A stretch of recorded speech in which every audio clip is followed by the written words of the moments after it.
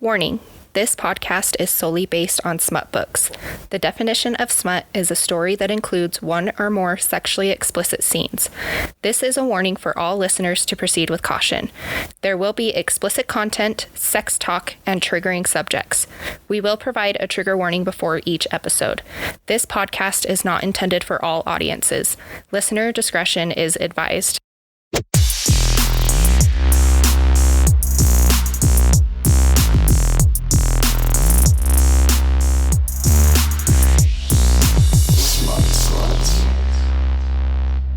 Hey, Smut Sluts. We're your hosts. I'm Tisha. And I'm Corey, and welcome back to our podcast.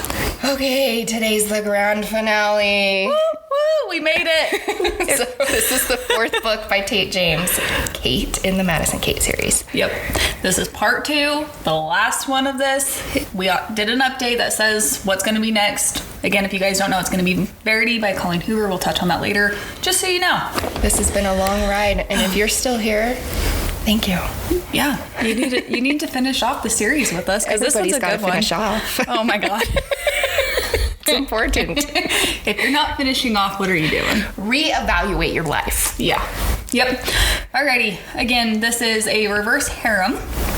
It is a contemporary romance, enemies to lovers, stalker romance, mystery, and college romance, even though they're out of college at this point. Yeah, they kind of dropped out, but trigger warnings are murder and violence. Dun, dun, dun. There's a lot of violence in this part too.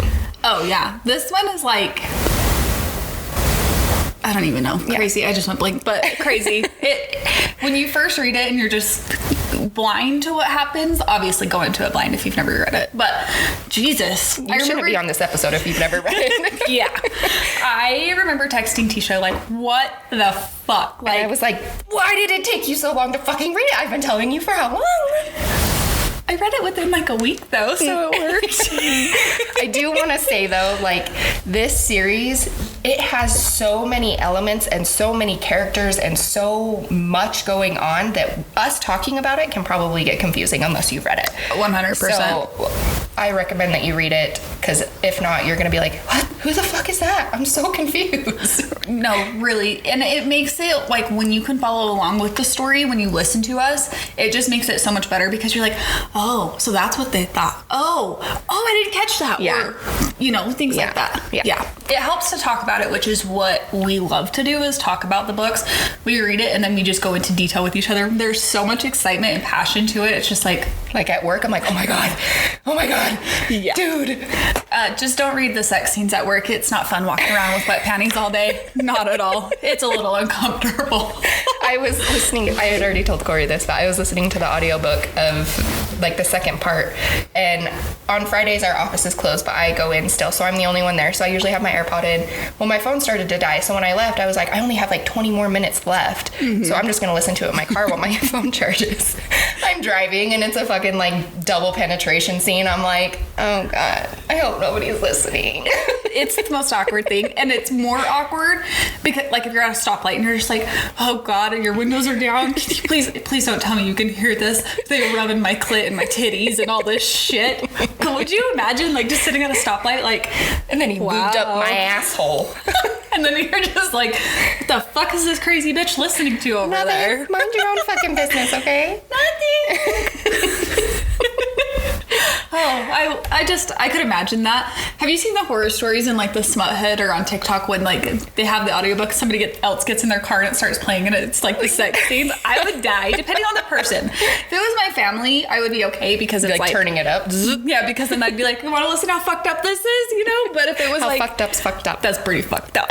But if it was somebody like I wasn't super comfortable with and they didn't know that I listened to or read this kind of stuff, I would be like, oh fuck, I'm a lobster right now. I can feel it in my cheeks. Like, horrified. I think I would die of embarrassment. Oh my god, could you imagine if it went off when Ella was in the car? No, she would repeat it. She'd be like, my mommy listens to this today. And what does it mean to stick it in your asshole? That would be so bad. Don't do it. It would be her though. Oh, 100%. Because you were listening to our podcast and I said something and she repeated it and she's like, thanks, Corey. And I was like, I didn't do it. You listened to it. It was like AirPods from here on out. Yep. Yeah. Little kids repeat everything. Literally. Yeah. Especially 3-year-olds. So fun. All right, let's get into the synopsis. Yep, here we go. Okay, where did we leave off? The bra had the blood on it. They were looking at they were getting the DNA tested off of and it. it came back as MK's mom's blood, not anybody else's. That's right. Yep. Alrighty, so the next morning, Cody makes MK get up to go training. He's training her so she can defend herself, which she needs it because she's got a stalker after her. And also hit out on her. Yeah. Which are two separate things. So this bitch is really needing to die because we also just found out she's the heir to the biggest diamond company in the world. Yeah. So, which makes sense off of this. She's a billionaire. So, $1 million. If you guys don't know, that's Austin Powers. Yeah. Duh. I don't know. Some people might not, just depending on when they were born. You need to reevaluate your life if you don't know Austin Powers. Yep. I think it's, there's somebody at our work that doesn't like Mike Myers. I'm like, how do you not like Mike Myers? Have you seen The Cat in the Hat? That one's so funny. Dirty hoe. I'm sorry, baby. I love you. I made my kids watch that the other day. Just so you can watch it. I love it. Anyways, so there's Cody, MK, and Archer in the gym. And they're all training. But then it turns hot and heavy, and we just jump right into a fucking threesome with them. Oh, yeah. And they go into Archer's room. And he has like chains above his bed, which he had installed after Jace's like stunt with it, and holds MK up to the ceiling, and they just both tag team. And I will tell you, when I first read this, I was chirping like a motherfucker. Like, I think I was so wet that I had to go get in the shower. Like, I was just like, Jesus. But I love Archer, so any of the sex scenes with Archer, I think, were more stimulating than the other ones. They weren't as, I mean, they were still good. They chirped like a motherfucker throughout this whole book. But that scene to me, well, I think it's like the BDSM type thing for me that gets me. Right. I don't know how I would handle that in real life. Really? I just don't, I've never had a partner that wasn't vanilla. Yeah. You know what I mean? So you need some spice in your life. Add a little bit of spice. A little bit of slap your mama. Yeah. So we'll see how that goes when the time comes for me. I would like to try it because there's so many kinks, and it's, you read this shit and you're just like, God. Yeah. But we'll see. So good. Anywho, off my fucking sex life. Well, non-existent sex life. Let's be real. Alrighty. Okay, so Cody obviously cancels his training sessions for the day because he had a great morning with MK and he wanted to stay with her. So the boys are stayed home with MK all day, and she's asking how Dallas can get out of the wraiths because Bree had brought that to her, that she's scared for him and her baby's life if he continues to be in the wraiths. So they're like, there's really no possible way for him to get out, but in the past we have traded people to like take his spot kind of type thing. And so they say that they're gonna talk to Hades about doing a trade. Yep. So then Zed shows up and talks about the security details for the wedding, and his phone rings and he says, sorry guys, I gotta take this. Boss doesn't like being sent to voicemail. So he takes the call from Hades, and Hades had gotten surveillance of the car crash, and they start talking shit about how Cody's aim has gotten better and how he accidentally shot Zed one time back in the past. And so Zed's telling them, okay, it sounds like we've got everything pretty much figured out, but we just need to make sure it's set in stone. And so then he leaves. And this is when they get a call from Alyssa, which is the wedding planner, and she's asking who Bree's replacement is for the bridesmaids, and she wants to know about a rehearsal dinner. And Arch is like, there's no rehearsal dinner. MK's dad's flying in, and we want to have a special dinner with him. And telling her that she deserves her pound of flesh. Yes, and at this point, too, Steele is not here. Yeah, he's still with his parents right now for Rachel's memorial.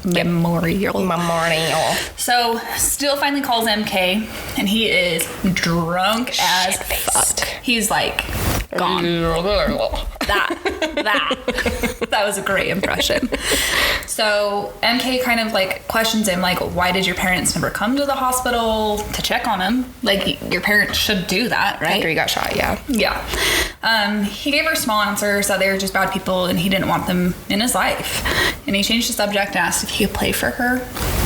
And he explained that his dad tried to force him to play at the memorial. Why am I struggling with that? Memorial earlier, and he told his dad to just get fucked. But he wanted to play for MK. Like, tender. So I love cute. Still. But he wanted to play for MK because Rachel did love it when he played. So he's in the hotel lobby on like the grand piano playing. Shit-faced. Yeah. He was playing a song that he wrote for her, and he finished it, and he named it for her, which is the first one that he's ever named because Rachel used to. Mm-hmm. And so it's called Release, which is so cute. You took it cute. I took it sexual. You helped me release. Okay, you helped me release from my balls, but also the chain of playing. The restraints of playing. So during his play, there's a whole bunch of voices, and MK is on the phone so she can hear all of this. Mm-hmm. And then they're screaming, and he drops his phone. So MK's freaking out, like, Steele, answer your fucking phone, like, hurry up. Are you getting ambushed? Yeah, so Steele picks up his phone, and apparently his father needed a lesson in manners. Saying he knocked his ass out, and MK asked Steele to come home, and he said, I'll be home by morning. So she couldn't sleep alone. She looked for Cody's. Oh, I love this part. This part too. She looked for both boys, couldn't find them. She found Archer in the gym. And he was like, what's wrong? And she's just like, I couldn't sleep. He's like, well, Cody's in the office, so he's got to train because he's got a fight coming up. So she goes into the office, and Cody's at the desk talking Japanese. First of all, Cody's speaking Japanese. Right. What the fuck? And he has no shirt on, just a little headset. His camera's off. So he has MK come sit on the desk. And so she starts to play with herself, right? Mm-hmm. Okay. And so he ends the call and they start kind of getting hot and heavy, little foreplay. Finger fucking her while he's talking in Japanese. Yeah. Okay, that's right. To these men. How could you keep a straight face while doing all his this? His camera's off. Right. Oh, that's right. So he doesn't need to, but she needs to stay quiet. And like, I'm sorry, this is going to be so gross, but how do you not hear like the... You took it there. My dog's getting a drink of water, like... Oh my god. This means you don't think about when you're writing a book and then you think about it like this. It's the truth. Oh it's like, gosh. What the fuck?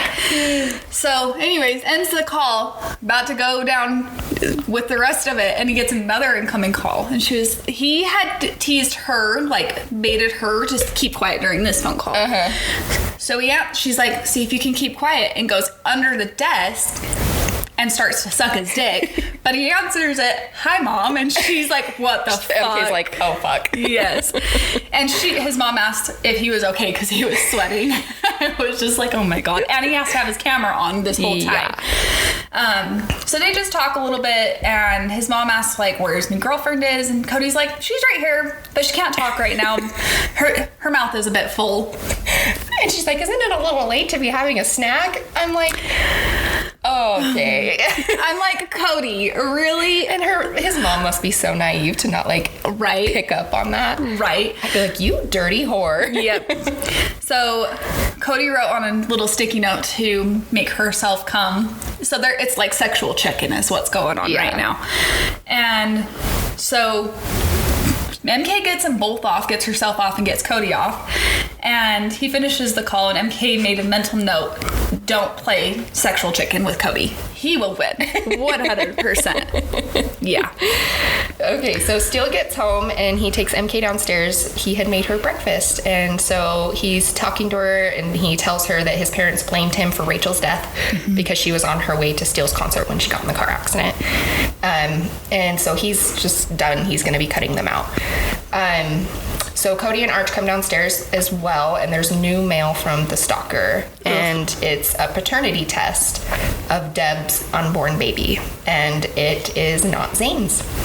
So now Zane has motive for killing her mom, but it kind of seems like a stretch because there's so many aspects to the story that they're like, well, then why would he have done this? Well, why would he have done this? And so they're like, I don't think it's Zane, even though he has the motive. Mm-hmm. So Cody tells Arch that he needs to go and train, and he asks MK if she wants to join them, and she says no, she's going to go back to bed.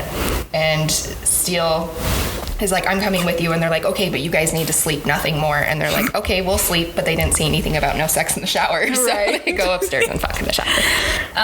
At this point, they still gave like all of them a month, and we're talking about let's go to a beach, and MK didn't want a beach. She wanted a house in the mountains with waterfalls and snow. So keep that in mind. Foreshadowing. Okay.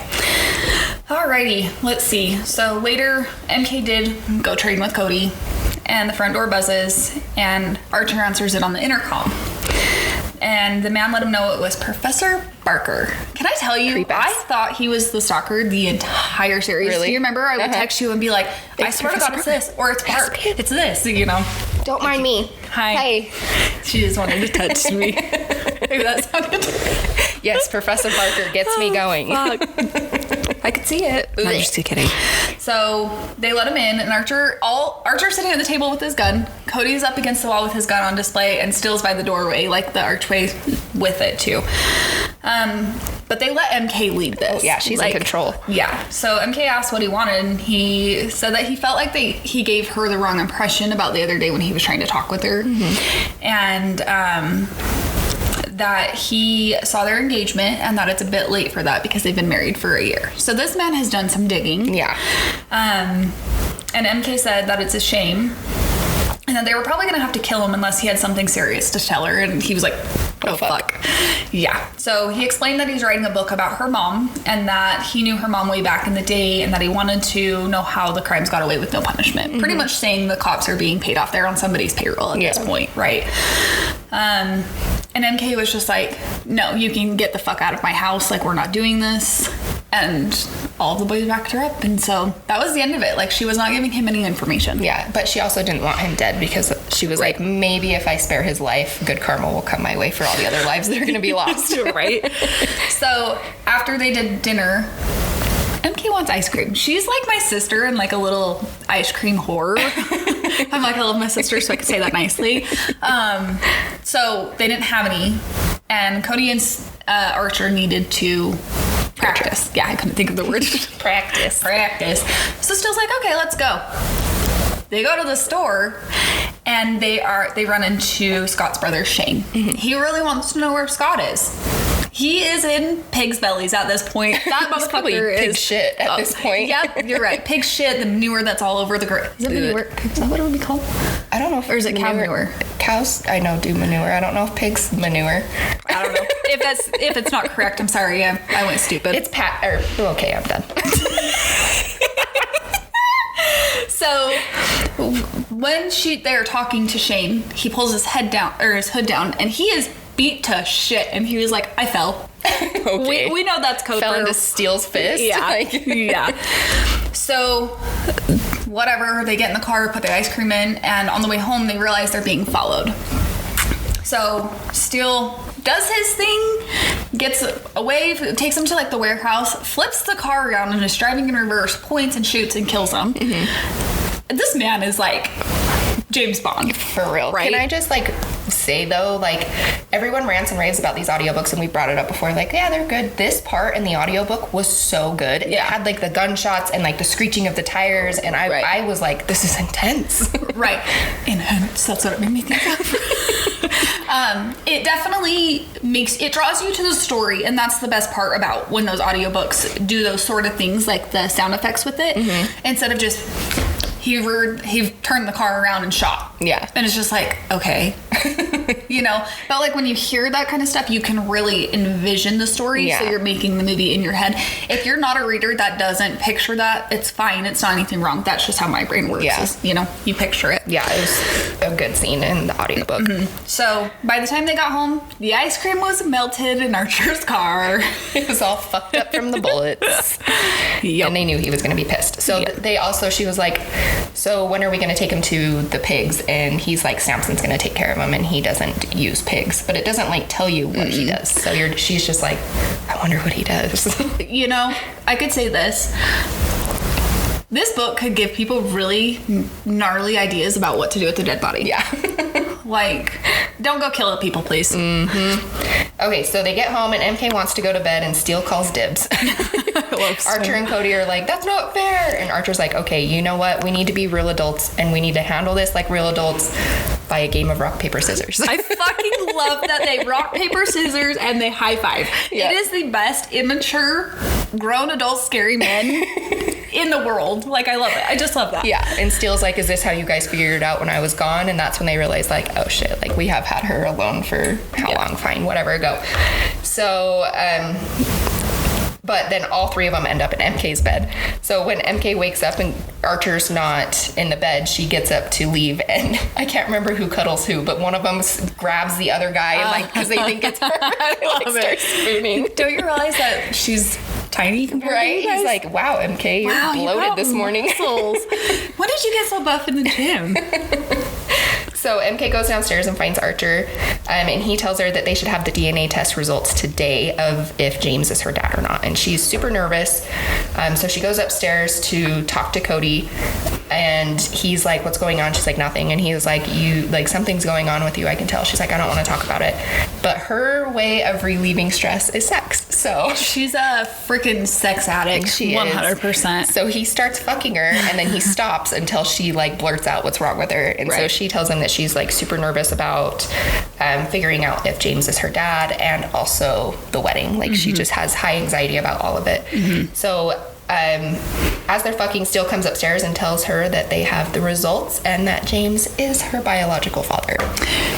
With all of this, though, he stands in the doorway as Cody kind of was away, and MK's just laying there with his cum just dripping out of her, and Archer's just, and Steele's just like, that's fucking hot. I'm like, right? He's like, I'm so tempted, but I have news. I'm like, you guys are a bunch of crazy asses. I guess that's just extra lube for you. Yeah. No. You're welcome. So, okay, after it was positive, they let her know that James was in the hospital. He got mugged the night before, that he's okay. Everything's fine. He'll be there as soon as he can. The next day they go to the gun range, and Archer's like, is she okay with this? And everything with James. And there was a small part of her that wanted James to be her dad. Which is understandable. Her Samuel Danvers is a fucking bastard. So they make a bet, and there is James and Steele, who is the best shot. And they laugh because Steele is the best shot. Like, I don't know that anybody could. But James has like his military background and stuff, so they're like, okay. Yeah. So they meet James at the shooting range to do that, and Steele and MK fuck at the shooting range. Yes, in the bathroom. Fucking, I can't. And then she says like her pants and panties are wet after, and I'm just like, God. As she's shooting, she could just feel all of the dampness. How do you not get UTIs, not STDs? Just like infections, like, right? Or even yeast infections. Like, you're creating so much moisture that shit can't have moisture down there. You gotta let her breathe, damn it. You gotta let her breathe and dry. A little bit, just a little. So over the next few days, MK has high anxiety about the wedding and Samuel coming back, and she just doesn't know if she can go through with killing him. So Archer's telling her like, hey, like, you're strong, and I know this is something that you want to do. You're just having some doubts right now, and I know that you can go through with it. And so then she kind of like realizes all the shit that Samuel's put her through, and she gets that fire back. She's like, okay, yep, nope, he's right. Like, I'm fucking ready. So, and she says that Samuel Danvers is going to die. Yep. So Friday night, MK was going to put a bullet in Samuel's head. MK tells the boys that she has an appointment and that the guys can't go. And they're just like, what the fuck? No. Like, and Arch asks if she's getting her IUD removed. And she's like, hell to the motherfucking no. And Cody is like mind blown that they have talked about kids. He's like, whoa, wait, what? You guys have talked about this? Right. And she tells them that Cass is going with her for security, and kind of tries to like change the subject, and Cody's still just like, hey, wait, are kids an option? Like, hold on, back up. I love it. And she MK says no, it's not, and Archer says yeah, it is. I want to know in the future, like, hey, James, is she gonna have kids with them? I know. Is she gonna have one of each? Like, how's that gonna little work? gray-eyed, blue-eyed, and green-eyed babies with pink hair. They come out with pink hair. That would just be, I don't know.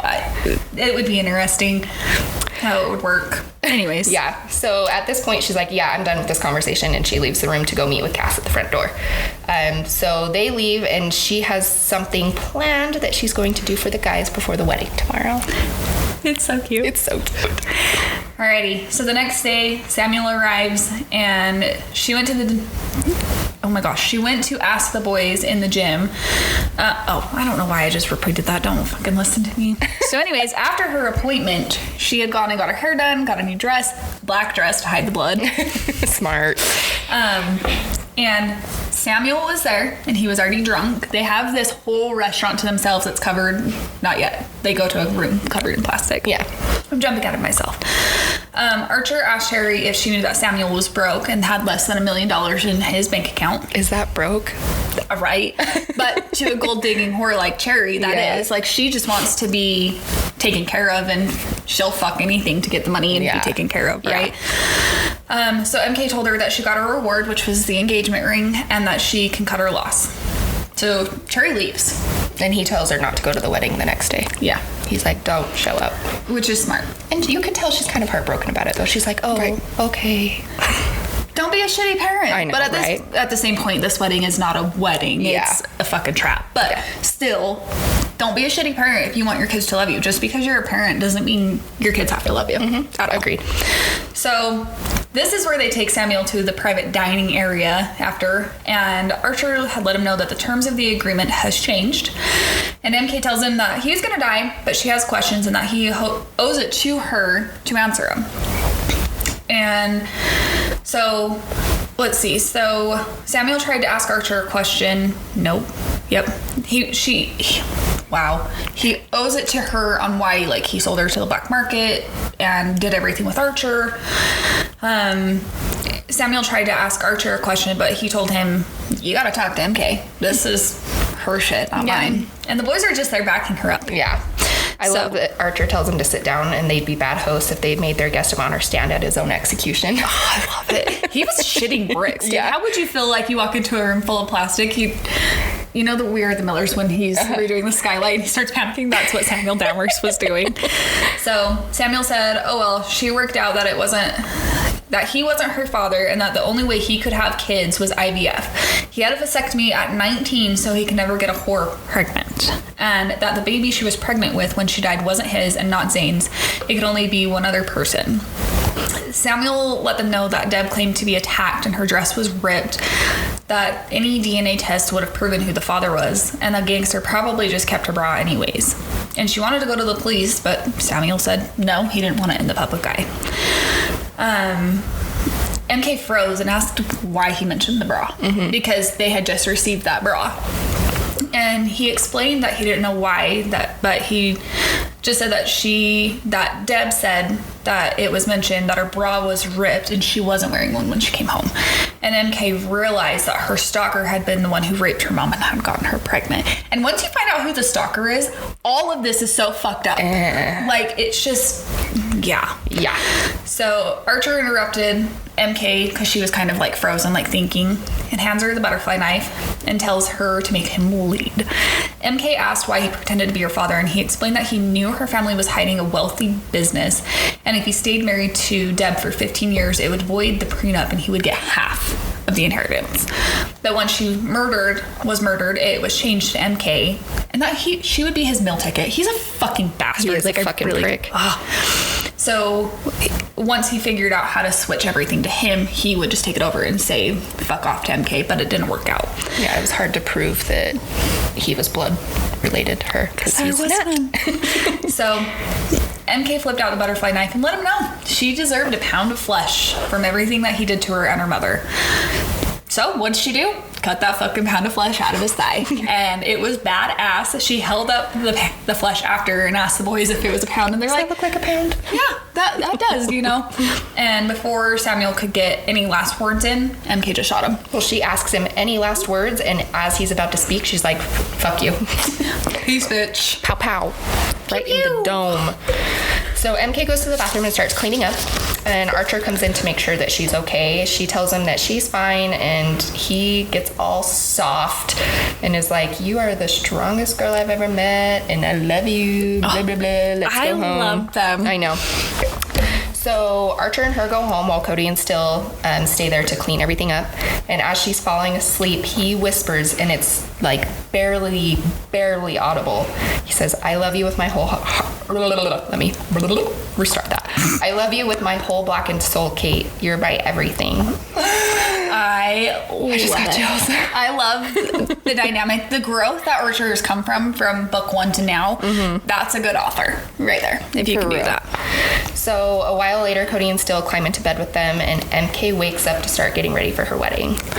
I gotta say this, Steele made it first into the bed with them, and Cody came in maybe like 2 minutes later, and the bed was full, and he had fallen asleep. He went to bed on the floor, and MK didn't know that, so when she got up the next morning, she almost stepped on him. I loved it. I was just like, oh my god. So Samson comes to escort MK to the venue. He's going to be her security for the day, and MK and Cody have this long talk about how, like, they're scared, and MK is ensuring him that no one will take them away from each other, and she just gives all of her boys a bye and says that she'll see him later. Yep. So she goes to the bridal suite, gets everything done, hair and makeup, and she's putting on her dress, and hears voices outside. Archer was outside and opened the door, and she shrieked, and the wedding planner shrieks, like, "You can't say it's bad luck!" But everything was fine. They explained that MK's dad was sick, and that Samson's going to be walking her down the aisle. So Archer wanted to talk with her alone, still left the room and gave him 5 minutes. That is it. So Archer opens a suitcase, and inside was a pistol and a holster. And she showed him like their butterfly knife was already attached to her garter belt, which still hadn't left just yet, but they both stopped like, what the fuck? Her thigh? Put your tubs away, guys. We're serious.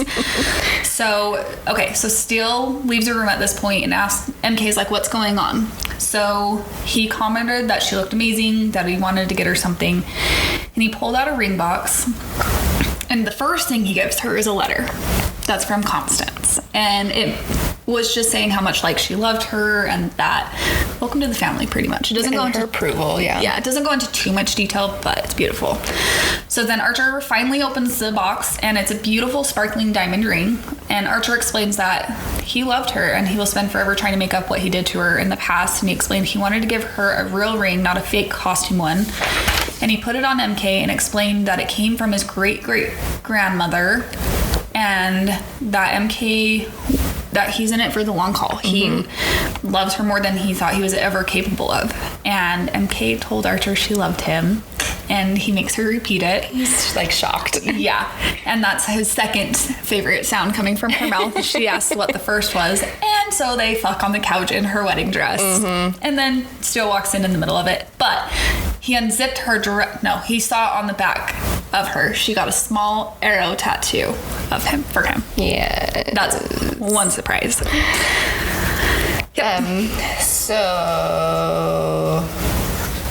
So the boys leave, and Samson is the only one with her, and she's ready to do it. So MK's overwhelmed walking down the aisle, not from fear, but from love, seeing the three boys standing there as she walks towards them. So as she gets to the end of the aisle with Arch, the ordained starts doing his thing, and they were kind of all looking at each other, and like MK was a little bit distracted because like she's got these three men just all like eye fucking her with love, but then she starts realizing like, why isn't anything happening? Right, like what's going on?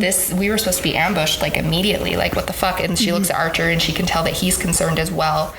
And the ordained says, "You may now kiss the bride," and she whispers to him like, what the fuck is going on? And then all of a sudden the chapel explodes by a bomb. Insane. Yeah.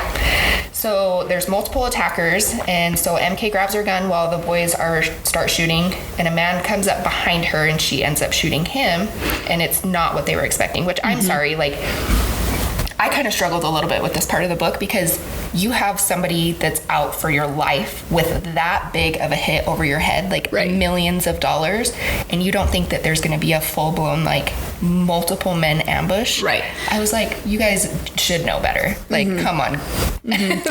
Seriously. So they tell her that they're going to Plan C, and so MK and Cody run to the car with Samson, and they drive to Club 22. So Hades wanted to do a reception there, and the Timberwolves were at the venue helping the boys handle the ambush. So there's not a lot of people at Club 22 right now. So Cody tells her that she's safe, but she was worried about Steele and Archer. Like, obviously, she's panicking. Right. So this is when they get to Club 22. Sorry. Yeah, you're good. So MK changes. Hades had a whole different outfit for her. So as she's changing, Cody tries to get frisky, but she's like, we're not doing this in Hades Club. Like, I'm sorry, you just got ambushed. Right? But it's because Cody kisses her penguin tattoo behind her ear, and he saw it a little bit ago, and it just was driving him nuts, and he loved it. So Cody gets a call. Everybody's alive, but Archer was shot. And he said that he promises he's okay. It's a flesh wound. And so MK texts from Cody's phone, and Archer replied, "You can blame Steele." I'm sorry. Hang on just really quick. Cody says that Archer's just pissed off that it messed up one of his favorite tattoos. Oh, yeah. And MK says, really? In a tone drier than a nun's nasty. I laughed so hard. I love the shit that they say, because you're just like, how do you come up with that? But, you know, they're good for us to use later. Yeah. So, MK and Cody are kind of walking out now, and she realizes that, nope, she sees a familiar face. That's how I should say that, which is Teddy Bear. And Cody asked if everything went as planned. Zed said as much as possible. Yeah. So this is where MK meets Seth. Yes. The little bouncy 16-year-old little Spitfire. Jinx. You want me Coke? You want me, I don't know, something good. And Seth is so excited. She, like, gives Cody a hug and is so excited to meet MK. Like, she really is the cutest little thing. And you get to know Seth more in the Hades series. Some people hated her. Some people said she was annoying. Yeah. I could see it, but I'm like, I it's just like that her. 16-year-old mentality, though. Yeah. Like, it is what it is. I love it. So Zed's like, you're underage, you need to leave, and asked Cass to take her home. And she was like, I'll just get an Uber, like, don't even. Well, Cass, being Daddy Cass, throws her over his shoulder and walks out with her because he's like, fuck this. And so Zed wanted to know who has enough money to put that big of a hit on MK, and that somebody really wants her dead. And they're like, yeah, we fucking know that. Duh. So Steele and Archer arrive, and MK asks how he got shot, and Archer just declared it Steele. I love it. I love the fact that Steele fucking shot him. It's just like, really, bro? You're one of the best shots, and that's what happens? Yeah. So Steele was shooting at the guy that was trying to stab Archer, but his big arm got in the way of his headshot. So the boys tell MK that they're proud of her, of the way she handled the situation, how she shot that guy, and she was feeling super prideful about it. She's like, oh, thanks, guys. Like, she was, you did really good killing that guy today. Right? She's like, thanks. Oh my God. I know. So MK starts getting drunk. She's been kind of pounding him. And at the table, she's kind of grinding on Steele. And he's like, MK, you need to stop. Yep. She's like, nope. And he's like, why don't you go dance? And Cody's like, I'll go with you. Kind of like finishing what they started off at the, whatever, the Laughing Clown, was it there? When they went to the fight. Was it the fight? I don't remember. No, it was the club. What are you saying? When her and Cody were walking out to the car to fuck, and Steele and Archer come out, like, pissed off. Yeah. I think that was in the second book. It's when she meets Drew, too, I think. Yeah. It's Anyways. when she gets in the car accident. Yeah. Yeah, I know what you're talking about now. Okay. So, so Cody goes with her, and as they're dancing, Cody's asking her if she's going to divorce Archer, and she doesn't really know how to answer it. She tells him not right now, but she doesn't really know her plans, because she just wants to make it through the stalker and the murder shit before they talk about the future. Right. So Cody takes MK to the bathroom for a quickie, and as they're making out, a woman comes out of the stall, and she looks shocked because she knows that MK just married Archer, and she's just like, but then she gives her like a little grin of like approval, and she's like, that stall is the biggest. Yep. I'm like, damn, I love it. So they went to the biggest stall and started fooling around. They start fucking. Someone walks into the bathroom and then back out, and MK's like, are they gone? And he's like, why, do you want to go again? She's like, no, so we can sneak out, dumbass. So Cody. They go back out to the club, and she has it bad for Kodiak Jones. I think for all of them she does, but for obviously individual reason. But their relationship is just so genuine, like with each of them. And the boys have loves not like that, but for each other, they're like brothers. So sharing this woman, your brother fucker. Yes, I am. Oh, I love it.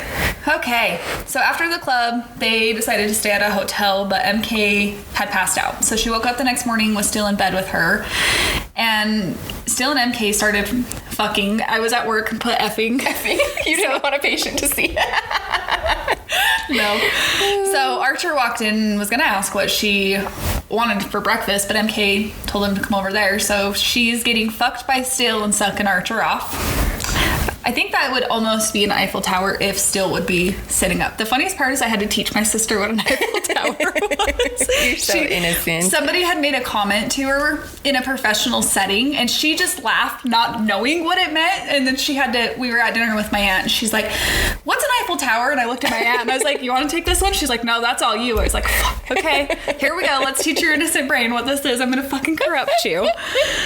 Not like I haven't before. Anyways. Funny. So they order breakfast, and this is when Steele kisses her new tattoo, which by her boobie. which is a, what is it called? A treble clef. Thank you. That turns into a pulse line. Which was his pulse line when he was in the hospital. And this is when they all, like, he realized this is why she ran off with Cass. And you learn in Hades, Cass does tattoos. Mm-hmm.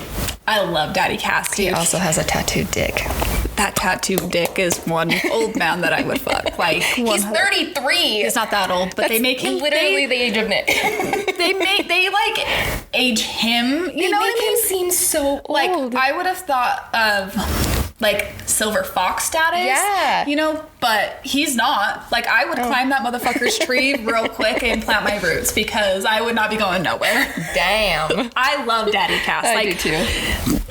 You have a favorite from each series, and Archer's mine from this one, but from the Hades series, Daddy Cass for me did it in. Like, he was like an Opie motherfucker in my head. Yeah. Just from Sons. Yes, I love Opie. Yeah. Okay, anyways, sorry. So, anyways, MK offered to shower, but he's tempted. They got dressed, they got food, whatever. As they were eating, Archer explained Cass left a cryptic message and that he would be calling back. As they're eating, Archer's phone rang again, and it was James. He explained that Kruger, which is... Remind me who it was. So Kruger is like her uncle. He's the one that his wife is in a wheelchair. Yes. Because she was supposed to inherit the company, but so he's taking control of her. So he's they're getting clued in that he's trying to kill MK so he can get the company. Mm-hmm. He wants this company. Mm-hmm. And that he arrived 2 days ago and had a small group in men. Shadow Grove. Yes. What did I say? You didn't say anything. Oh. You just said he arrived. Sorry, thanks. Where did he go? Where did he go? Is he in Florida? He's in a private home, so the boys were going to go to the location with James. After the call, MK's like, "I'll just stay home so they can be focused." She knew it was a trap. Cody countered that if it was going to get the boys away from her, it could be an attack. Yeah. So Cody says, "Archer, you're fucking staying home. Like, your dominant hand is shot right now. Steele's the best shot. Done. Like, it ain't fucking Archer's happening. Like, no fucking way." Yeah. And so Archer calls Zed, who was sending back up to the hotel to keep him protected. They also had security outside their door. Yes. So Steele and Cody leave to go do all of it. As they're leaving, Archer's phone ring again, and it's Cass, and he is asking where MK was, and that he let him know that Zane was up to something, and that the inner circle had a meeting without Cass. Yeah, and he's his second, so that's like, what the fuck? Yeah, and he's been shady as fuck for like the last 2 weeks. So after everything, MK and Archer are talking, they decide to just kind of watch a movie, but Archer gets a text that the Timberwolves were stuck in traffic and that the fire alarm goes off. Mm-hmm. And Archer opens the door, asks the security guys if it's just a decoy, and they didn't know. And then really quick, Archer grabs Steele's gift to her, which is a necklace of a music note, and that he wouldn't mind at this point that Archer was the one who gave it to him instead. And she's like, "This is really odd timing for a gift." Yeah, she's so confused. Wow. So this is when the pounding starts on the door, yelling that it's not a decoy. The hotel is on fire. The roof is on fire. We don't need no water. Let the motherfucker burn. That's They're what like, it is. no, we're still inside. Don't let it burn. Get the water. So they have to make their way out of this hotel and get down the stairs and get the fuck out. Well, it feels like a trap. So on the 7th floor... Is it a trap? I'm not saying it's a trap, but it's a trap.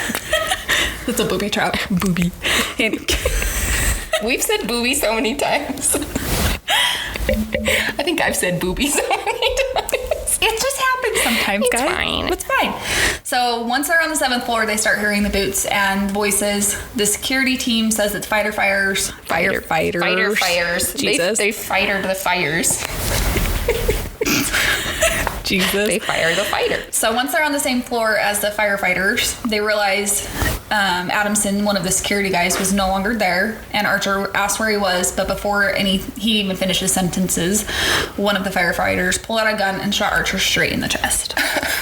I freaked the fuck out, dude. Like, instant. So the security tried to kill them all, but soon he dropped 2, and MK started shooting at this point, because if she is going to go down, she's going down without a fight. Oh, yeah, because they just shot her fucking man. Yep. She starts to lose her vision and her feeling, and before she went under, one of the firefighters bent down and took off his mask, and MK called him a cunt. It was Zane. Then she blacks out. Yep. So MK wakes up and she realizes that she wasn't shot. It was a tranquilizer. So she's hoping that the same thing happened to Arch. So she's tied up in the trunk of a car, which is bad news for MK always, because she's claustrophobic as fuck. And so she's trying to ease her mind by occupying it with why the fuck Zane was doing this after he had helped her so many times, like bringing or telling her about hers and Arch's marriage, letting her live in the apartment complex. And that's when she realizes that it's not to help her, it's to hurt Arch. He will do anything to get under Archer's skin. Right. So Zane opens the trunk and gets her out. And he tells her he's a businessman and the hit amount was raised drastically after the wedding. So you could tell that Zane was high as a motherfucking kite, and he punches MK in the face. Yep. So it turns out Kruger had hired Zane to bring MK to him alive, but he didn't say anything about her being injured.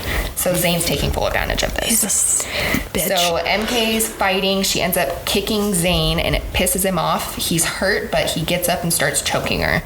At this point, a loud bang rings out, which makes Zane release his grip slightly, and Kruger walks up. He starts talking about killing MK's mom, so he says that he's the one that killed her, and how well she had hid MK from him. He was like, there was no paper trail. It took me a really long time to find out that you even existed. So at this point, a gunfight starts ringing out.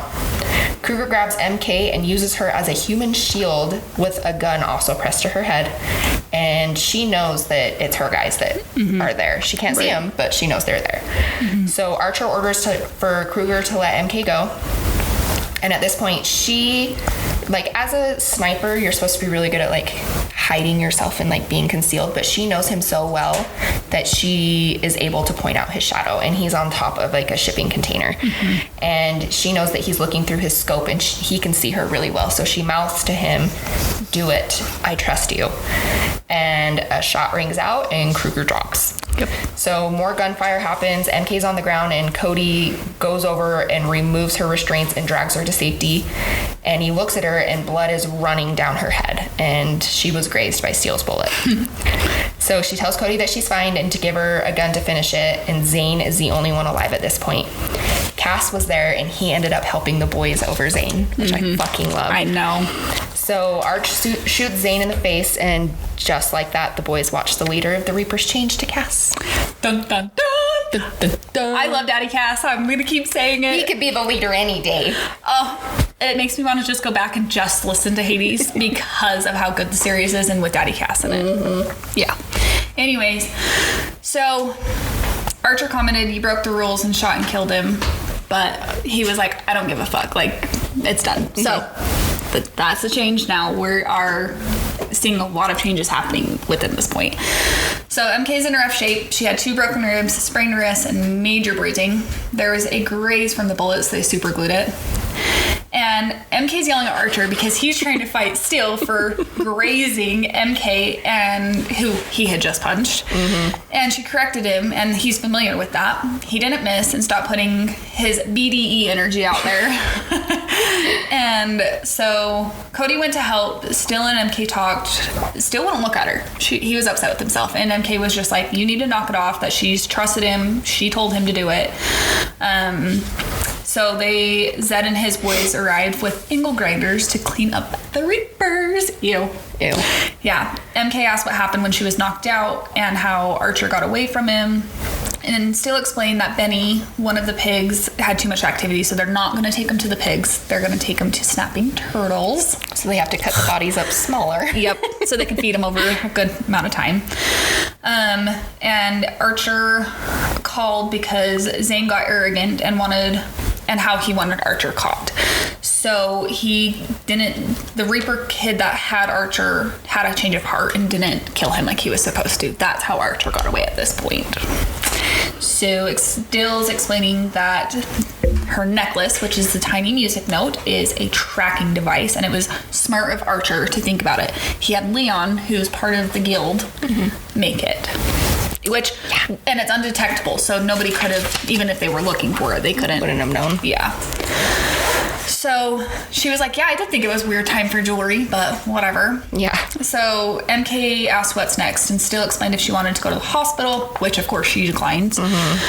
She was also thankful that Zane hadn't taken the diamond ring off her finger because she's attached to it. Yeah. So they all four head home, and Steele said men are going to do the house of the sweep of the house. Jesus, I have my dyslexia out on for full display today. Fuck yeah, words are hard. So Archer helped MK shower, and that while they were showering, he's like, I can't believe Steele shot you. And she's like, just get the fuck over it. Like, it is done. So he put her to bed and snuggled, and MK admitted that she thought Archer had really been shot, and he just replied like that he's a cockroach. He can't be killed that easy, and said, but MK said, it's not over yet, is it? And Archer told her no, but it will be real soon. Yes. I also do want to mention that the hit has been canceled now that Kruger is dead. Yes. The hit, not the stalker. Yeah, the hit. Okay, so 3 days later, she's starting to feel better, but she looks like shit with all of the bruising. So she goes downstairs, and the boys are like, what the hell are you doing out of bed? And she's like, fuck off, I feel better. And the cook's like, honey, have you put any bruise balm on? Is that a real thing? I don't know, but MK's like, wait, that's a thing? Sister, medically, is bruise balm a real thing like that you could put on bruises? I don't think it would be, because it's just blood that's rushed to the surface, right? Okay, that's what I'm figuring. Bursts like capillaries. Yeah. So I don't think you can heal that with a balm. Put ice on that. Maybe Tiger Balm and just make it feel better. But. Right? Okay, so anyways, the cook, her name is Anna. I almost called her Karen because that's what they called her for 2 years. So she goes and gets it, and Cody helps her put the bruise balm on, and he's looking concerned from her injuries, and she tells him that she's fine, but she's still concerned. But he's still concerned.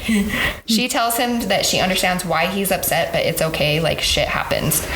At this point, a loud crash of glass breaking interrupts them, and Cody jumps on top of MK. Archer growls, Cass. Wow, I really fucking went through these notes real quick, didn't I? So Archer growls to Cass, and Cody starts coughing and tells her to cover her mouth and nose. The house starts filling with smoke as 4 men come in gas masks. Cody tells her to go to the panic room. Anna tosses her a wet washcloth for MK to use to cover her mouth, and as she's doing that, a man charges towards Anna, and she fucking beats the shit out of him with a frying pan. I love it. I love it. This sweet little cook. But then she collapses from the smoke. Yeah, she did tell MK to run. Yes. So Steele tells MK to go, and he's looking a little bit blue and about to pass out, and MK is so confused on what the fuck is happening, because the hit was supposed to be canceled and Kruger's dead. So why are they being attacked? So Steele follows MK towards the garage where one of the entrances is to get down to the panic room. 2 more men jump out as Steele shoots towards them, but he's out of bullets, and he tells MK that she has to go upstairs and go through the linen closet. That's the only way to get to the panic room. They start shooting towards them, almost hitting Steele, and MK knows that she needs to run inside and up the stairs to the other entrance. As she's running, her vision starts to swirl, and she gets into the panic room, and right as the door is closing, she sees a gas mask man heading towards her. She closes the door, and he starts knocking on the door, And she starts panicking because she hears the AC kick on, and she's like, oh fuck, because that's how the gas had been getting in the house, is they put it in the AC system. But it had its own separate unit, so she's taking big deep breaths of air. She's like, holy fuck, I can finally breathe. Yeah. So the guy starts knocking on the door, and he's asking her to use the intercom. So she pushes the button. She's like, what the fuck do you want? And he's like, you need to open the door. And she realizes at this point that it's her stalker. Yep. And he tells her that, what is happening? Go away. Sorry, my phone's being weird. You're okay. So he tells her to open the door, and they can't keep her safe, but he can. So she's in shock. She turns on the monitors that they have in there for the cameras throughout the whole entire house, and she's looking everywhere for her boys. She's like, where the fuck are they? But he's still like demanding that she opens the door and come with him. And so he tells her not to keep him waiting, or else he's gonna get angry. And she tells him, nope, she's staying in the room, and he says very well and walks away. So she starts following him on the cameras to see where he's walking, and she sees Archer fighting, but he's a lot slower than he normally is because he's hurt and gassed. And she watches her stalker approach Archer from behind. They're in the gym, and he ends up picking up a dumbbell and hitting Archer in the back of the head. Dude, I freaked the fuck out. And he collapses. So MK is fucking heartbroken and panicking, and he knew that he was sending her a message.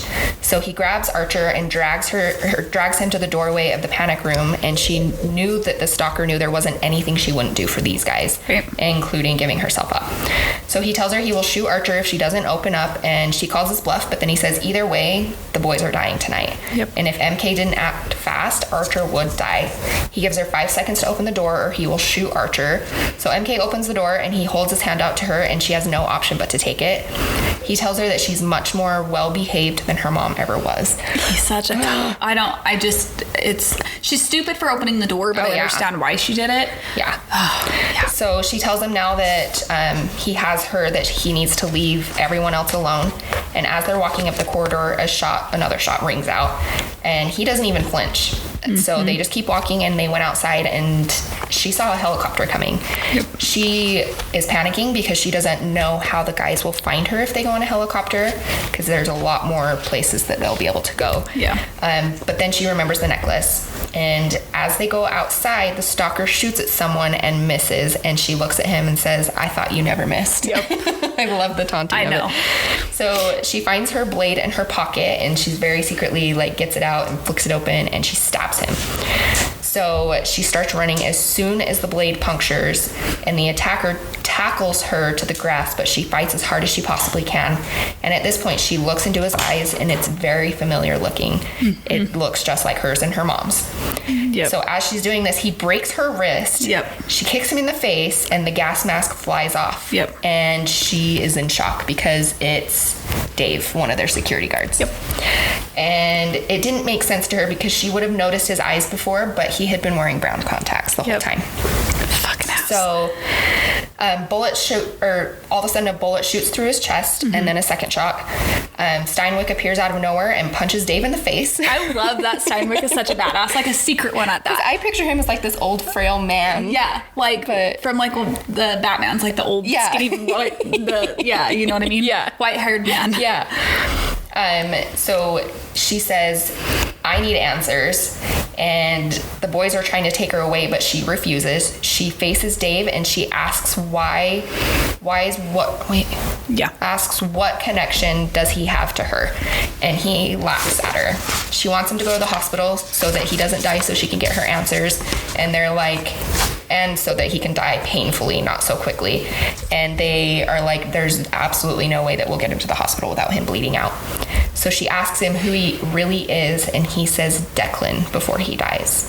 The man who stalked her mom and raped her was her own twin brother that was supposedly dead. Dun, dun, dun! I would never have seen that coming. But there's more to this. It doesn't just end there with who Dave really is. Alrighty, so Steele arrives asking if she's okay. They all saw movement, and MK ran to Archer. Thank God, I would have fucking lost my shit if she would have killed off one of them. But he got handled by James and Steele. They popped Archer's shoulder back into place. They all had to go to the hospital. Archer had to stay the night, which he was pissed. MK got a cast, and James stayed with Archer and MK. He told MK that he never thought about kids let alone a daughter. But for what it's worth, she has 3 guys who love her, and that's all a parent could ask for, right? And if she was happy, and he asked her if she was happy, and she said that she was. She loves them, and that they completed her. That was it. James waited for her, and MK was like, no, I want to go see Bree. This is where shit gets a little bit more twisty. So but Bree wasn't awake at this point because it was late into the night. So MK had fallen asleep by Archer's bed. Cody woke her up and offered to take her home, but she wanted to go see Bree. So Steele gave her some coffee. They got to Bree's room. Bree smiled, but her smile fell when she saw MK, who's beat to shit. And so she asked what happened, and she's scolding Cody for looking like a god, while MK looked like she got hit by a bus. But MK's like, knock it off. Like, don't treat him like that. She's like, what's the point of having 3 boyfriends if they can't keep you safe? Yeah. So Bree and the baby are healthy. So Bree asked what happened again. But MK ignored it and asked a random question. She asked if she had met any of the new security guards, and she named a few. But then MK asked if she had any pictures of David, which was the ex-boyfriend of Bree who got her pregnant. We had talked about that in a previous episode book. Yep. And so she mentioned that he was an old cop and he did have a wife. And Cody asked if he was still a cop, and Bree said that she didn't think so, that she'd seen him in a grocery store and that he was in a security outfit. So MK finally saw the picture, and it was Declan. Bree asked what the fuck happened, and MK told her that the new security guard that was killed the night before, which was Dave, and that it was her stalker that hurt her. She didn't want to tell Bree the truth because she didn't want to hurt her. Yeah, she didn't want her to know that Dave was the stalker. Cody asked about Dave's wife and if she had any info, but Bree didn't know anything about the knife, but Jesus, but she knew where she did. Wow, Jesus. Okay, wow, together, wow. Get it together. So she knew where they lived because she was gonna go tell his wife that she was pregnant, but she just couldn't do it. So she texted Cody the address, and they went back to Archer's room to let him know. And MK kind of dropped to the floor for a second because she is shocked. This man stalked her mom, raped her, killed her, got her best friend pregnant, abandoned her, and stalked MK and did all this crazy shit to her. Like, how could you not be? Just crazy. It's so fucked up. Yep. So when they got to on the way to Archer's room, James was in the waiting room, and MK like nodded, come on, like he's a part of all of this now. So Archer was awake and laughing, but stopped short when he saw MK walking in, and he asked what happened to make her look like a ghost. So MK explains the entire situation, that she recognized Dave and she knew that something was missing, and that's when she got to the hospital she realized it was Bree. So Steele caught on that it was Bree's fake BF that did all this shit. The secret BF. And Steele guessed it was also the same person. MK said that it was worse than they know, asking if they remembered what Demi had told him about Declan. And they all said yes, and MK explained that it was Declan, but there was no proof that he was even dead. So how could it not be him? And they were all tripping because this man had passed the background check, security, everything. Including from Leon, which is one of the best hackers in the world. Yep. So and then MK said that they were probably going to find out more once they got to the house and meet his wife. And Archer threw a fit because he wanted to go, but nobody's letting him. And MK just blew him a kiss, and Cody, Steele, and MK left to go to the house. Yes. So...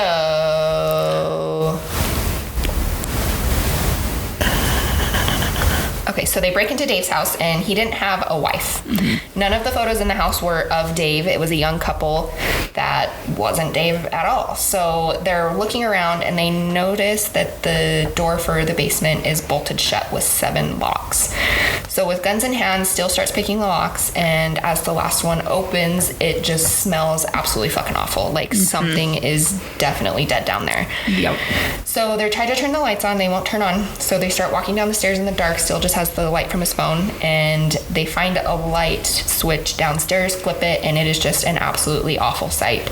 They're gagging, like, it's so bad. There's cages everywhere with lumpy shapes in them. Yep. There's like a serial killer set up with an old gurney and dirty tools that are covered in blood.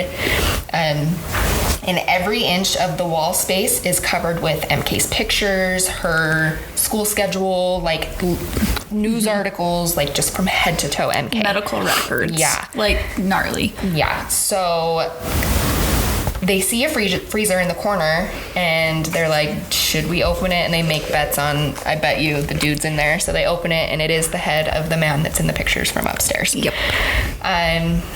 So they start trying to think of like, what the fuck do we do with this mess? Like, I don't know what to do. And Steele's like, we should just set the house on fire. So MK orders them to check the cages, and there's multiple dead bodies. There's even someone with pink hair who's dead. And MK is just sick to her stomach. Like, obviously this girl was targeted because she was a fan of MK. So as they're walking around, one of the guys is like, holy shit, this one's alive. She's barely alive, but she's alive. So Steele starts calling for an ambulance, and Cody lifts her up, and MK notices that her hair is dyed pink. Yep. They bring her upstairs and onto the front lawn, and the ambulance arrives, and they take her to the hospital. So MK's in absolute shock and still asks if she wants to wait in the car while they sort all of this out. And usually she's okay because they work as a team, but this situation has just rattled her to her core. Yep. So she tells Steele yes, and he escorts her to the car and hands her his phone to call Cody if she needs anything while they finish settling all of this. So as MK's in the car, sorry guys, we live in Utah. We live next to a military base. I'm like, that's loud. Yeah, we're usually used to it, but you guys probably are like, what the fuck is that?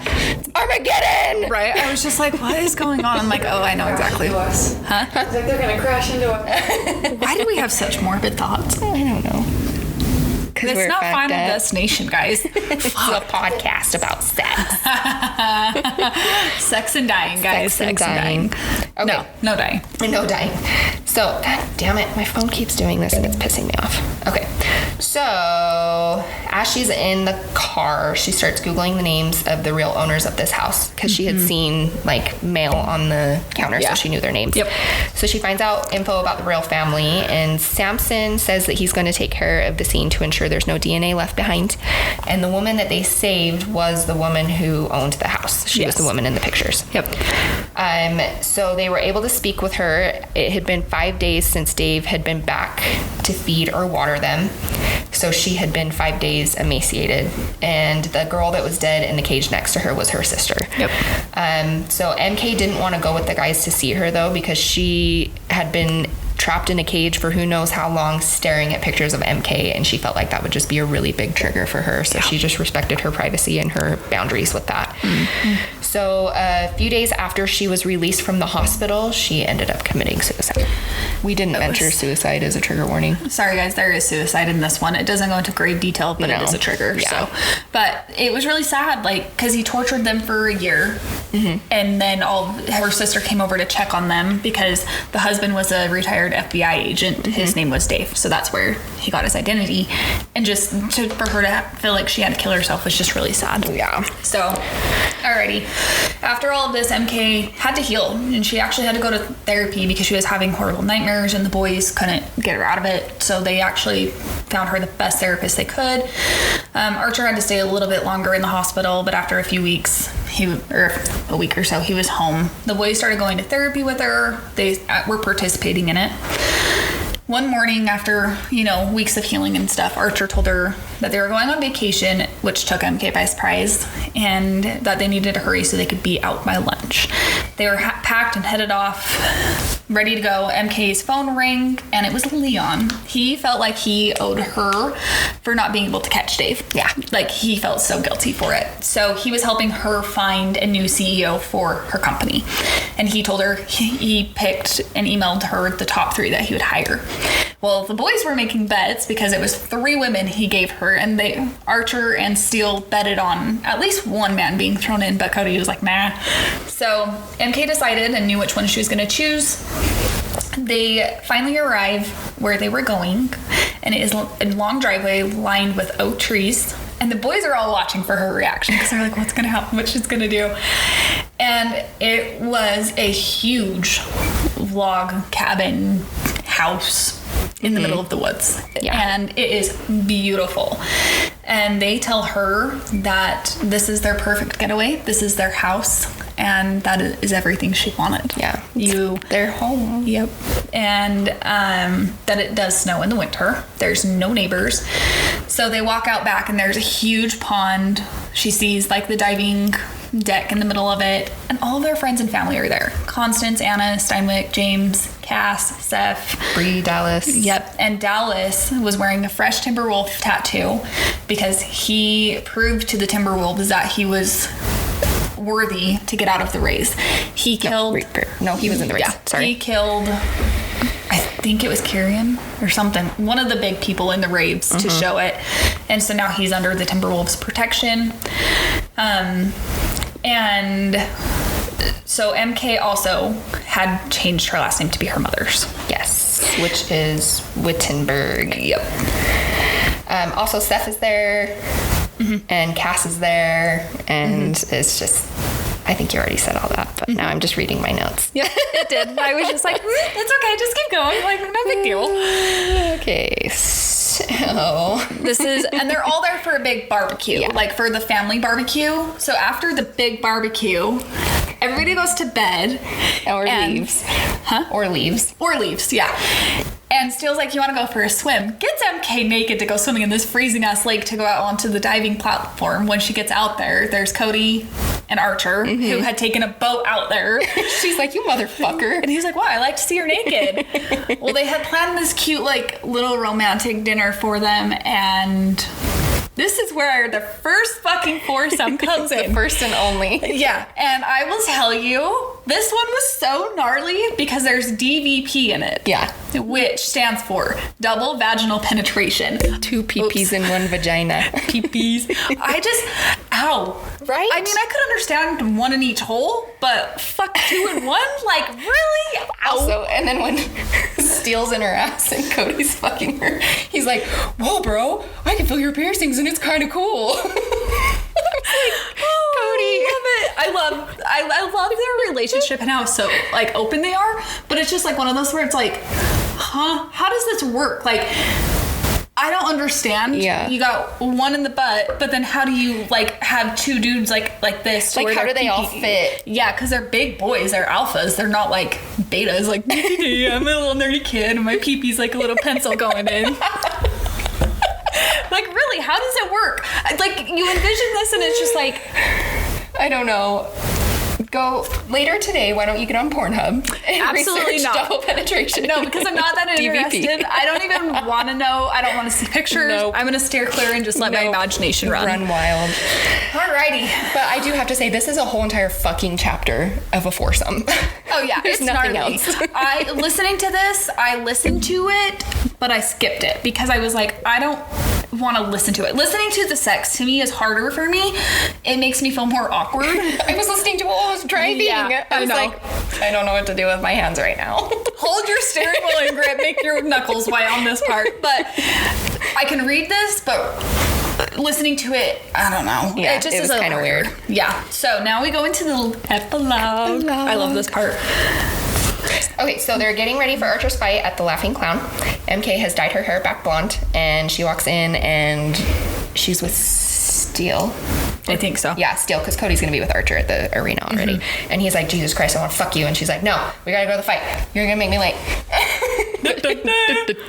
But she's wearing the Archer hoodie that's kind of like a dress and some like thigh-high sexy stiletto boots. Yes. And she's putting her underwear on, and Steele's like, why are you putting underwear on? It's going to make it harder for me to reach you. And she's like, I'm watching this fight this time. Like, you are not distracting me. Right. But then she thought, and she was like, you know what? Me not wearing underwear drives them absolutely crazy. So I'm going to do it. So she takes her undies off. Yep. So Hades had bought out the Laughing Clown and made it a legit club.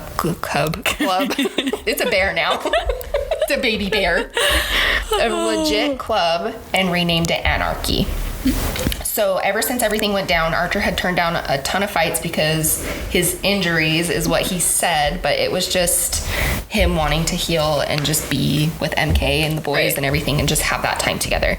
So he had finally accepted a fight, and so the crowd was huge. Like the archers fight back. It's super loud and everyone's ecstatic and it's very infectious. So MK told Cody and Steele no distractions, and Archer was fighting a Timberwolf that night. That was his opponent. And from the moment that Archer stepped into the arena, he did not drop his eyes from MK. He was locked on her the whole entire time. So it took one round for Archer to knock his opponent out, so he wins. And they go over to the fun house that had been transformed into kind of like a club. And the boys have a gift for MK. And she's like, okay. And he was like, we're going to do this one first. And it's an envelope that's thick. And she's just like, what is this? And she opens it and it's divorce papers. And she literally just like, the life just like fell out of her. She was just like, you want a divorce? And he was like, he'd already signed it. And he's like, only if you want one. And she's like, are you guys breaking up with me? Like she's panicking. And Archer's like, oh my God, no. Like, and he calls her baby girl, and I love it. I'm like He's like, I forced you into a marriage that you didn't know about, and I feel like we should all be on the same wavelength, essentially. Like, I want to hit the ground running with all of us together on the same page. He's like, so if that's something that you want, I'm providing that for you. If not, here's this other envelope. He slides the other one and it voids the prenup. So he's no longer in control of her inheritance, of her company, anything. And so then she realizes like, oh shit, like they really love me. And her heart is just so full. So she rips up the divorce papers. She signs the one for the prenup. And right then, Seth comes over and the boys realize there's one more secret that they haven't let her in on, and it's not on purpose. Just with everything being so fucking crazy, they just didn't get around to telling her. She had never actually met Hades. And Seth banters, yeah, she has. And that's when a familiar face walks up. The boys introduce Hades to MK, and MK is like, you? And that's the motherfucking end. And when you figure out who Hades is, you're just like, huh? And Tisha wouldn't tell me anything. She did not want to ruin it for me. And within the first few pages of Hades, I had guessed it. And I was like, how the fuck did you guess that? I did not guess that at all. You got to pick up on the clues. You got to kind of like... But if you don't pick up on it, you're not going to know. You're just going to be like, huh? Like, how? But it's a really good secret. And Tate James does the most fantastic job of not ruining Hades' identity. And once you figure it out, you're just like, oh my God. Okay. Seriously. And that, I loved the MK series, but the Hades series, I loved the Hades series. But I like the dark romances, and that one's a lot more dark. I agree with you. I love them for different reasons. I loved the MK series because this was my first RH. This held a very special place to me. But going into Hades, I was just like... Wow. Like, it just is so good. I remember you didn't love the Hades ending, and I did, because I'm like, there was no other... I mean, there could have been, like, a whole thing, but the way she ended it, I felt was good, and I know you kind of were on the fence about it. But just the whole series, you're just like... So we recommend you read that next. 100%. Even though we're not covering it, read it. I think we will at a later date once we're back into not such a reading slump. Like, I would love to talk about those, but I think we would also need to figure out a better way for us to talk about them rather than do part 1 and part 2, because they are so big and there's so much to talk about. But it's hard because the banter of Tate James's books is so amazing. It's so amazing. Yeah. So, alrighty. So, who's your favorite character? Archer. He really just became a sweet little softie in this book. I have to say, I love Archer. I agree with you. He really had the best character development, I think, out of any of them. But I loved all 3 of them. Oh, yeah. I mean, I loved MK, but the boys. Yeah. 100%. What's your smuttiest scene? Dude, the fucking foursome and the DVP, what? That was smutty. I agree with you. That one took me by surprise because this is the first one, like I mentioned earlier, where I had read DVP, and I think you did. This is your first one, right? No, I'm pretty sure it has it in Den of Vipers. Yeah, I haven't read Of Den of Vipers yet. Yeah. Maybe I should do that one. Good luck. It's rough. Yeah. So I would say that one. It was just, it solidifies their relationship, you know? But I also have to say the scene in Archer's bedroom where he ties up yeah. MK, that to me was so fucking hot. I was just like, chirp, chirp, chirp, chirp. Yep. There was a lot of them in this book that were really good. But Chirp level? 5. You chirped like a motherfucker? I chirped like a motherfucker. I did too. Would you recommend these books to people? Yes, read them. Yeah, I agree with how she just said that. Read 100%. it. Do it. We'll hound your asses. Read it. I'm going to peer pressure you. She's the peer pressure of this friendship right now. No, I'm just kidding. I will do it with her. I'll just be behind her cheering. Yeah. Yeah, man. Yeah. Alrighty. So we are going to be releasing our episodes bi-weekly. So we're just going to keep you updated like we have been trying to. We're getting better with this. For all of our upcoming episodes on our Instagram, TikTok, and Facebook. I still need to add that in here. So give us a follow at SmutSluts.BookPodcast. And again, next time we're not going to be doing Hades. We're going to be doing Verity by Colleen Hoover. With the extra chapter. Yes. So also we do have a YouTube channel. If you want to watch us interact while we record our episode, you can subscribe to our channel at SmutSluts.BookPodcast. No spacing in it. And also I do want to mention our video from the part 1 disappeared. So we don't know where it is, so it's not on YouTube. Sorry guys. But yeah. Hopefully this one will be. We tried. I really tried and I fucking panicked when I couldn't find it. I was like, oh my God. But it's fine. So thank you guys so much for listening. Keep it kinky, Smut Sluts. We'll see you next time.